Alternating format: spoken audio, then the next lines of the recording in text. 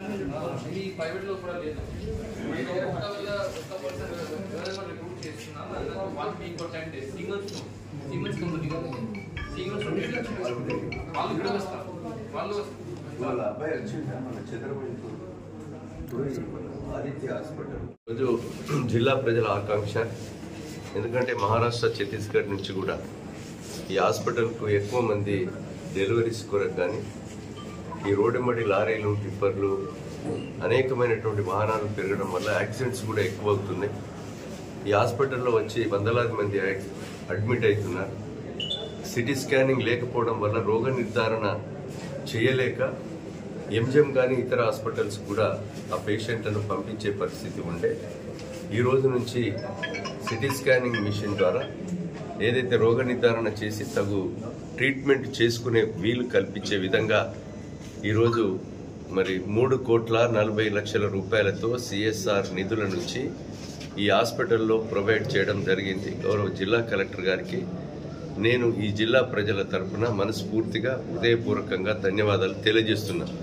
ఎందుకనంటే ఇది మనకు వెంటిలేటర్స్ వచ్చాయి, సిటీ స్కానింగ్ కూడా ఏర్పడ్డది, ఇంకో ఎంఆర్ఐ లేకపోవడం వల్ల జిల్లా ప్రజలు చాలా ఇబ్బంది పడుతున్నారు. ఈ ప్రభుత్వం వచ్చిన తర్వాత గౌరవ ముఖ్యమంత్రి రేవంత్ రెడ్డి గారి నాయకత్వంలో 203 పోస్టులను తీసుకొచ్చి ఇక్కడ అన్ని రకాల టెస్టులు చేసే విధంగా ఎక్విప్మెంట్స్ను కూడా తీసుకొచ్చి ఈ యొక్క వెంటిలేటర్స్ కానీ ఈరోజు సిటీ స్కానింగ్ ఏర్పాటు చేసుకొని గతంలో మనకు డెలివరీస్ 50-30 అయ్యేది, ఈరోజు 600-800 పెరిగిపోయింది.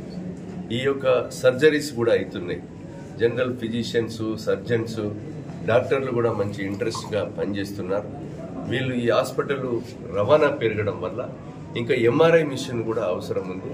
నేను గౌరవ కలెక్టర్ గారికి కోరుతున్నాం, మనం ఏదైనా సిఎస్ఆర్ నిధుల నుంచి కానీ మరి సింగరేణి ద్వారా కానీ ఇంకా హెచ్డిఎఫ్సి ద్వారా కానీ ఎనీ గ్రాంట్స్ ద్వారా ఈరోజు మనము ఇక్కడ ఎంఆర్ఐని ఏర్పాటు చేసి ఇంకా తగిన సూపర్ స్పెషాలిటీ డాక్టర్లను కూడా ఏర్పాటు చేసేటువంటి దిశలో గౌరవ ముఖ్యమంత్రి గారికి వైద్య ఆరోగ్య శాఖ మంత్రి దామోదర రాజనరసింహ గారి దృష్టికి కూడా తీసుకుపోవడం జరిగింది. ఈ హాస్పిటల్ కావాల్సినటువంటి నిధులు వాటర్ వచ్చినా నీటి సమస్య కూడా ఉంది. నీటి సమస్య లేకుండా ఫ్లోరింగ్ కూడా ఇబ్బంది లేకుండా అన్ని రకాలుగా ఈరోజు ఈ హాస్పిటల్ మీద జిల్లా యంత్రాంగం ప్రభుత్వం దృష్టి పెట్టి ప్రజల సౌకర్యార్థం అన్ని రంగాల్లో అభివృద్ధి చేయడం జరుగుతుందని తెలియజేస్తుంది.